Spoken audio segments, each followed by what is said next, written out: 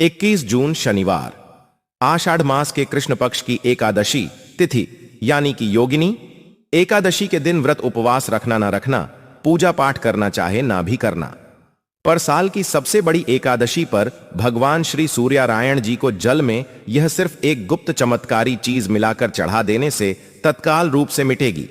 आपकी गरीबी हर इच्छा हर मनोकामना होगी तुरंत पूरी। दोस्तों, इस दिन का हमारे शास्त्रों में बहुत ही बड़ा और विशेष महत्व होता है। शास्त्रों में ऐसा वर्णित है कि जो भी मनुष्य आषाढ़ माह की एकादशी तिथि के दिन सूर्य भगवान की पूजा उपासना करता है एवं जल में उन्हें यह गुप्त चमत्कारी चीज मिलाकर अर्पित करता है, ऐसा व्यक्ति अपने जीवन में हर भौतिक सुख सुविधाओं को प्राप्त करता है। भगवान श्री सूर्यनारायण जी की कृपा से होगी, आपकी सभी मनोकामना पूर्ण मिलेगी, सभी कष्टों परेशानियों से सदा के लिए मुक्ति भगवान श्री हरि विष्णु एवं माता लक्ष्मी जी की कृपा से आपके जीवन में इतना धन बरसेगा कि आप हो जाएंगे माला माल धनवान करोड़पति। दोस्तों, हमारे हिंदू धर्म में अगर कोई सबसे पवित्र एवं पावन पुस्तक है जिसे स्वयं भगवान की वाणी कहा जाता है तो वह वेद है। हमारे संस्कृति में कुल 4 वेदों का वर्णन है और इन सभी 4 वेदों में भगवान श्री सूर्यनारायण के महत्व का वर्णन है। यजुर्वेद में कहा गया है कि सूर्य भगवान के नेत्र हैं, यानी कि भगवान सूर्य की मदद से समस्त सृष्टि को संचालित करते हैं। वहीं अथर्व वेद में सूर्य देव को हृदय की दुर्बलता हरने वाला बताया गया है, यानी कि अगर किसी व्यक्ति को हृदय संबंधित बीमारी है और वह भगवान श्री सूर्य की नियमित रूप से पूजा अर्चना करते हैं तो ऐसे लोगों के हृदय रोग समाप्त हो जाते हैं और वे लंबी आयु तक स्वस्थ रहते हैं। सूर्य पुराण के अनुसार सूर्य को ही समस्त जगत की उत्पत्ति का एकमात्र कारण निरूपित किया गया है और उन्हीं को संपूर्ण जगत की आत्मा तथा ब्रह्म बताया गया है। सूर्य पुराण के अनुसार समस्त सृष्टि का सृजन भगवान श्री सूर्य ने ही किया है और वही इसका पालन भी करते हैं। इसलिए प्रत्येक मनुष्य को अपने जीवन में नियम पूर्वक प्रतिदिन भगवान श्री सूर्य को जल अवश्य अर्पित करना चाहिए। लेकिन अगर प्रतिदिन जल देना संभव ना हो तो किसी खास दिन जैसे कि आषाढ़ माह के कृष्ण पक्ष की एकादशी तिथि के अवसर पर भगवान श्री सूर्य को जल अवश्य ही अर्पित करना चाहिए। आज की इस वीडियो में हम आपको भगवान श्री सूर्यनारायण को जल अर्पित करने के फायदे के बारे में बताने वाले हैं। साथ ही हम आपके जीवन से जुड़ी हुई तमाम परेशानियों के बारे में भी इस वीडियो में जिक्र करने वाले हैं, जिसका निवारण आप इस आषाढ़ माह की इस एकादशी के दिन सूर्य भगवान को सिर्फ एक लोटा जल चढ़ाकर कर सकते हैं। तो दोस्तों, यह वीडियो आपके लिए एवं आपके पूरे परिवार के हर एक सदस्य के लिए अत्यंत ही महत्वपूर्ण होने वाली है, इसलिए इस वीडियो को अंत तक पूरा जरूर देखें एवं इसे अपने परिवारजनों के साथ भी अवश्य साझा करें ताकि वह भी इस वीडियो में बताए गए उपायों को करके अपने जीवन में सकारात्मक बदलाव को आमंत्रित कर सके। दोस्तों, परम तेजस्वी सूर्य देव के गुणों का वर्णन कोई भी एक मुख से नहीं कर सकता। शास्त्रों के अनुसार किसी भी व्यक्ति के जीवन में सकारात्मक एवं नकारात्मक दोनों ही बदलावों के कारक अगर कोई है तो वह सूर्य देव ही है, क्योंकि सूर्य देव प्रत्येक मनुष्य को उसके कर्मों के अनुसार फल प्रदान करते हैं। अगर कोई व्यक्ति अपने जीवन में नियम बनाकर प्रतिदिन भगवान श्री सूर्यनारायण की पूजा अर्चना करता है, उन्हें जल अर्पित करता है, तो उसके जीवन के तमाम दुख दूर हो जाते हैं।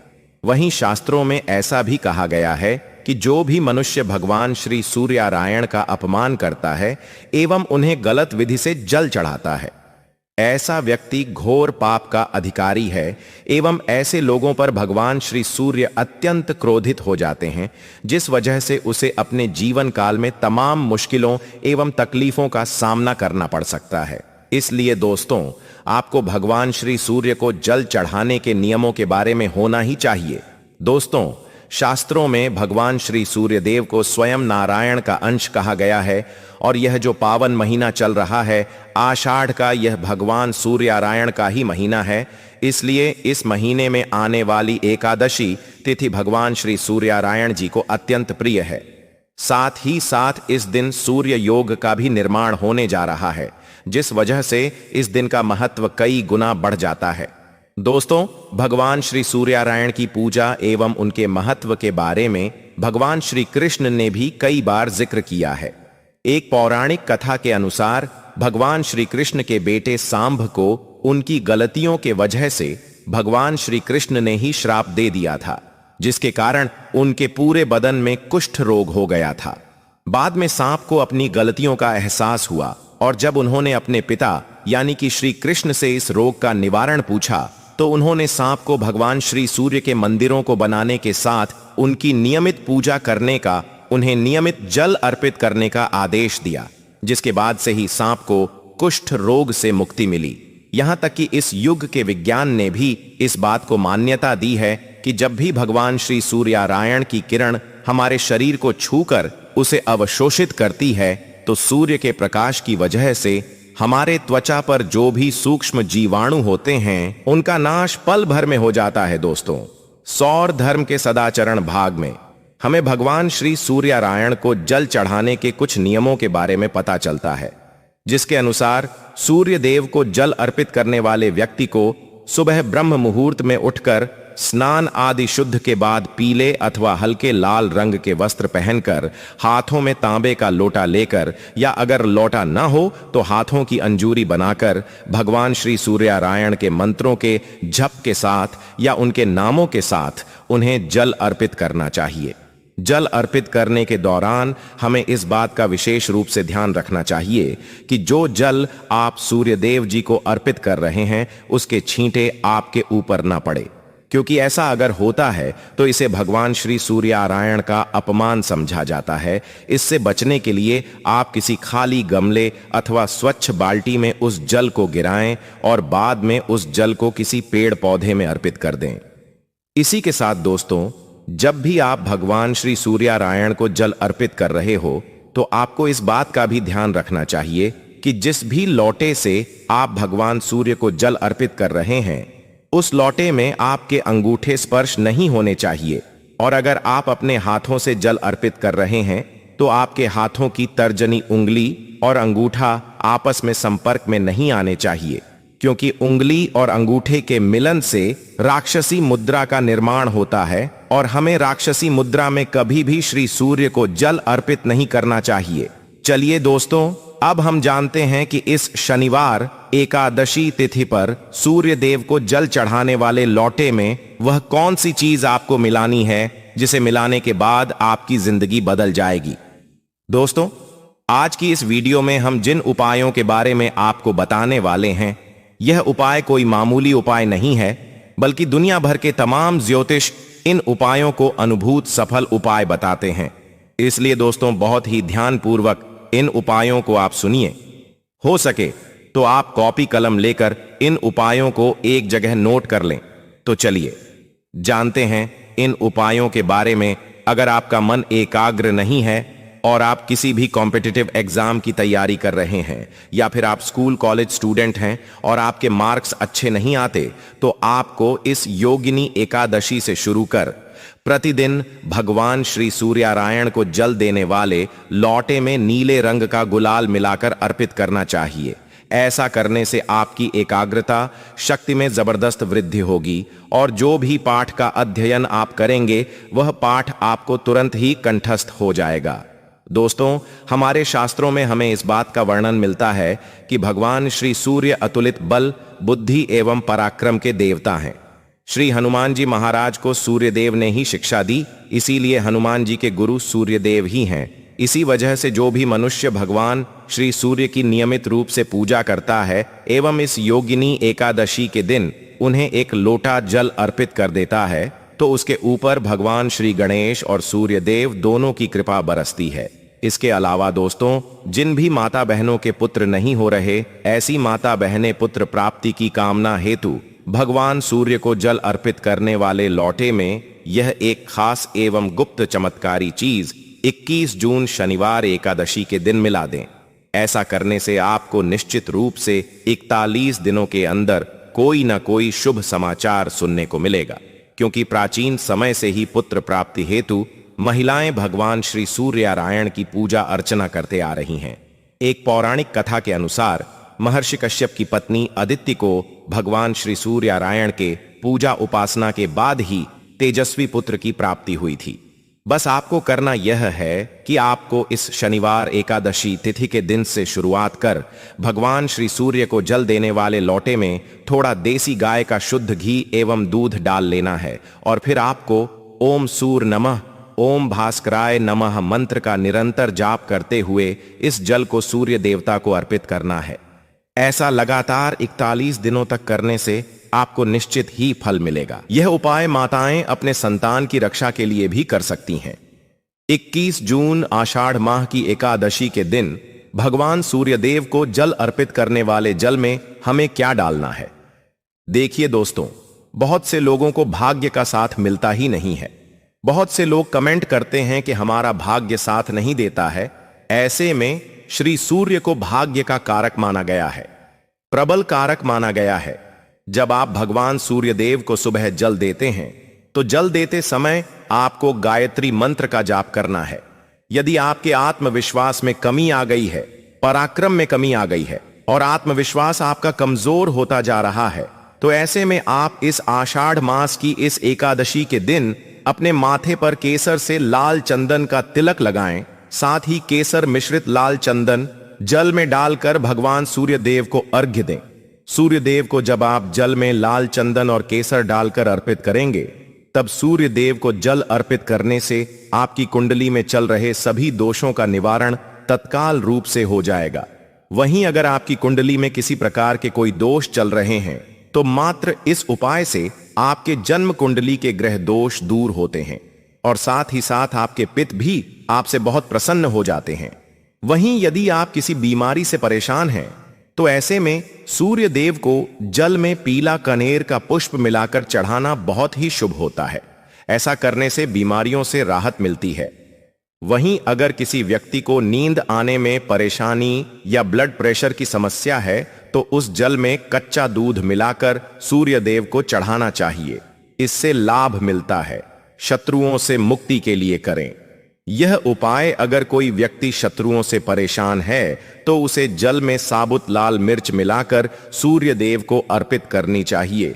इससे शत्रुओं से छुटकारा मिलता है। जीवन में ऊर्जा की कमी है, तो इसके लिए जल में लाल गुलाल मिलाकर शनिवार एकादशी के दिन सूर्य देव को अर्पित करना चाहिए। अगर लाल गुलाब मौजूद नहीं है, तो आप लाल गुड़हल का फूल भी डालकर सूर्य देव जी को अर्पित कर सकते हैं। इससे लाभ मिलता है। अगर आप धन की कमी से परेशान हैं, तो इससे छुटकारा पाने के लिए जल में शक्कर मिलाकर सूर्य देव को इस एकादशी के दिन अर्घ देना अत्यंत लाभकारी होता है। इससे व्यक्ति की आर्थिक समस्याएं दूर होती हैं। सूर्य को अर्घ देते समय जल में कुछ चीजें जैसे हल्दी, कुमकुम, अक्षत आदि चीजें मिला दिए जाते हैं, तो विवाह में आने वाली अड़चनों से लेकर नौकरी में आ रही समस्याओं तक से मुक्ति मिलती है। इसी के साथ दोस्तों, इस साल की सबसे बड़ी एकादशी में से एक के दिन आपको अपने घर से चीनी या गुड़ खाकर निकलना चाहिए। इससे आपकी कुंडली में भगवान सूर्यदेव का स्थान मजबूत हो जाता है। सूर्यदेव का भाव बली हो जाता है। वहीं योगिनी एकादशी के दिन आप भगवान सूर्यदेव को तांबे के पात्र में थोड़ी सी हल्दी और लाल फूल डालकर अर्पित करें। लाल फूल आप कोई सा भी ले सकते हैं, गुलाब का हो, गुड़हल का हो, जो भी लाल पुष्प आपके पास उपलब्ध हो, उसको तांबे के पात्र में डालकर थोड़ी सी हल्दी डाल सकते हैं। ऐसा करने से सूर्य ग्रह बली हो जाते हैं, जिससे आपका विश्वास बढ़ता है। जब हमारा आत्मविश्वास बढ़ता है, तो हमें रोगों से मुक्ति मिलती है, शत्रुओं से छुटकारा मिल जाता है, दवाइयां शीघ्र ही काम करने लग जाती हैं। साथ ही योगिनी एकादशी के दिन आपको आदित्य हृदय स्तोत्र का पाठ जरूर करना चाहिए। यदि आप चाहते हैं आपको सूर्य ग्रह का पूर्ण लाभ प्राप्त हो, चाहे आपकी जन्म कुंडली में सूर्य मजबूत स्थिति में हो, फिर भी इस पूर्णिमा एकादशी तिथि के दिन से शुरू कर आपको आदित्य हृदय स्तोत्र का नियमित पाठ जरूर करना चाहिए। आदित्य हृदय स्तोत्र का पाठ यदि आप एक बार भी करते हैं प्रतिदिन, तो इससे आपके जीवन की परेशानियां दूर होती हैं, क्योंकि आदित्य हृदय स्तोत्र ही अगस्त मुनि द्वारा रचित वह स्तोत्र है जिसे भगवान श्री राम ने रावण पर विजय प्राप्त करने से पूर्व जिसका पाठ किया था। इसके बाद ना ही भगवान श्री राम ने रावण का वध किया, बल्कि भगवान श्री सूर्य के प्रताप से रावण उनका बाल तक बांका नहीं कर पाया। दोस्तों, अगर कोई भी आपकी विशेष मनोकामना है तो यह उपाय जरूर कीजिए जो हम आपको बता रहे हैं, जिसे कि आपको कल यानी कि 21 जून आषाढ़ मास की इस एकादशी के दिन करना है। लेकिन उससे पहले दोस्तों, अगर आपने अभी तक इस वीडियो को लाइक नहीं किया है तो एक लाइक अवश्य कर दें। तो दोस्तों, साथ ही साथ हम आपको पद्म स्कंद और विष्णु धर्मोत्तर पुराण एवं श्रीमद् भागवतम के अनुसार आषाढ़ माह की एकादशी पर आपको कैसा खाना घर में कभी नहीं बनाना चाहिए यह भी जानेंगे। मान्यता अनुसार जो भी व्यक्ति यह एक चीज गलती से भी एकादशी तिथि के दिन खा लेता है, उसके द्वारा किए गए सभी पुण्य कर्म छिन्न हो जाते हैं, जिसकी वजह से उन्हें अपने जीवन में संकटों परेशानियों का सामना करना पड़ता है। साथ ही जाने 21 जून शनिवार योगिनी एकादशी के दिन एवं 22 जून पारण पर आपको ऐसा क्या खाना चाहिए एवं भगवान को ऐसी कौन सी चीज का भोग आपको लगाना चाहिए जिससे कि आप पूरे साल स्वस्थ निरोगी जीवन जिएं एवं आपके और आपके संपूर्ण परिवार के ऊपर भगवान लक्ष्मी नारायण जी की कृपा बनी रहे। आषाढ़ माह की एकादशी के दिन पर माता लक्ष्मी को 5 रंग की मिठाइयां अवश्य अर्पित करें। साथ ही इस दिन माता लक्ष्मी को मखाने जरूर चढ़ाने चाहिए। जिस तरह मां लक्ष्मी की उत्पत्ति समुद्र से हुई थी, उसी तरह मखाने की उत्पत्ति भी जल से हुई थी। मखाने भी कमल के पौधे से मिलते हैं।